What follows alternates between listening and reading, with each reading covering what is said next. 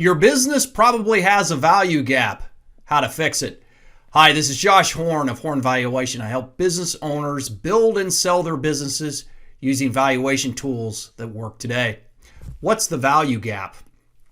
The value gap, as has been defined by people other than me, is correctly described as the difference between what you can get for your business, what you can sell it for, and what you need to retire and sit around for a period of time, let's say 30 years.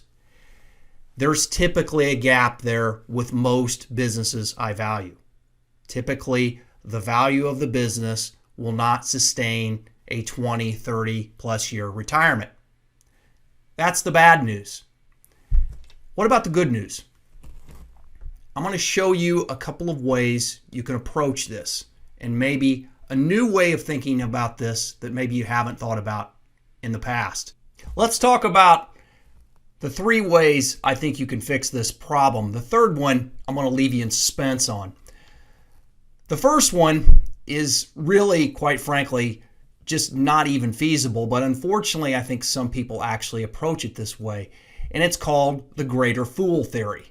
And that basically states that you're hoping to find somebody that's foolish enough to overpay for your business. That is unlikely to work for a couple of reasons. First of all, the buyers have become a lot more sophisticated.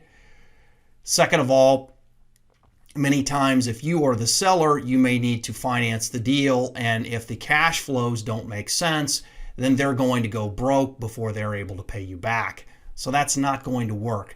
But again, it's something I do see out there, the expectation that someone might be able to find a bigger fool. Don't rely on that.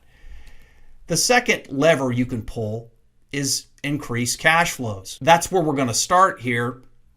We're going to talk about increasing the cash flows of the business. I think it has a limitation, however, and we're going to talk about that. So let's go through where you're at today. Let's assume this is you. Many businesses that I look at are facing the value gap that we see here. The amount of money needed to sustain them at approximately $100,000 a year with a net 4% growth is $1.7 million. The business is currently producing $100,000 of net cash flows, implying a value of roughly $625,000. Now, don't use these numbers, but for the sake of discussion, let's talk about this. Roughly a $1.1 million value gap. A lot of gap there. A big value gap.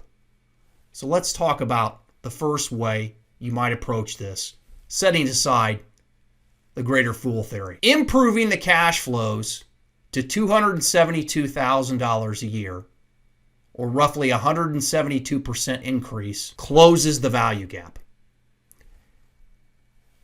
Not easy, but just give you a sense of where you got to be if this is what your situation looks like. Sometimes the value gap is much larger, but if you started with a $1.1 million value gap, you wanted to close it, ratcheting up the cash flows to $272,000 is what you need to do.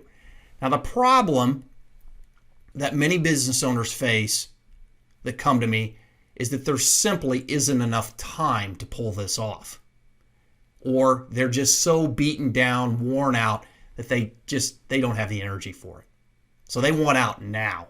So their value gap is not going to close based on the now. Now let me present the case for not procrastinating, as well as changing your way of thinking this just a little bit. Let's look at this third scenario, which I think is more based on reality. A case for reality says, instead of retiring now, trying to sell the business, let's work on the business for 10 years. You're going to need more money, right? So I've bumped that up to $1.9 million. During that time, you're able to double the cash flows during that 10-year period.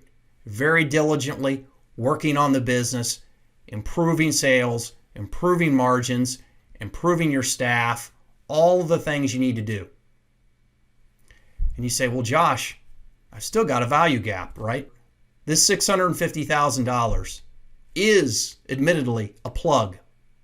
It's a number I came up with to represent what I think is actually the biggest challenge that nobody talks about in the value gap. And that's that the owners are just hating this. They absolutely despise going there. There are so many things broken in the business. Now, this is the risk portion. This is the denominator portion of the valuation. You have cash flows and you have risk. Let's work on making this business more fun, something you want to go to, something you enjoy. If you were to stand on top of the business and make it exactly what you wanted to make it, would you dread going there? And what would that be worth? I threw in $650,000. I made it up. Surely I made it up, yes. What is that worth? It's surely worth a lot. What if you could take 8 vacations a year? What if certain employees didn't stress you out as much and in fact provided huge return on investment instead of constant need for fixing? What if you implemented huge automation? What if? So I encourage you not just to think about the cash flows. I encourage you to think about the ways you can make this the best you can make it, the most fun you can make it, a place that you want to go. And part of the challenge, I believe, has come from this idea that has been drilled into our heads that retirement is an event. And we walk out the door and we sit around. And let me tell you that research and my own life experience is telling me the happiest people I know are still working. They're still working in some capacity, but they don't hate it. That's the difference. Research has also shown that people that retire without a plan actually die earlier. There is this third door that presents you this option where you continue to work on the business, work less hours, but have more fun doing it, and take many retirements along the way. And that's what I would present to you is the most viable option for most small business owners. This is Josh Horn, CPA of Horn Valuation. This is how you can help close the value gap. Let me know if you have any questions.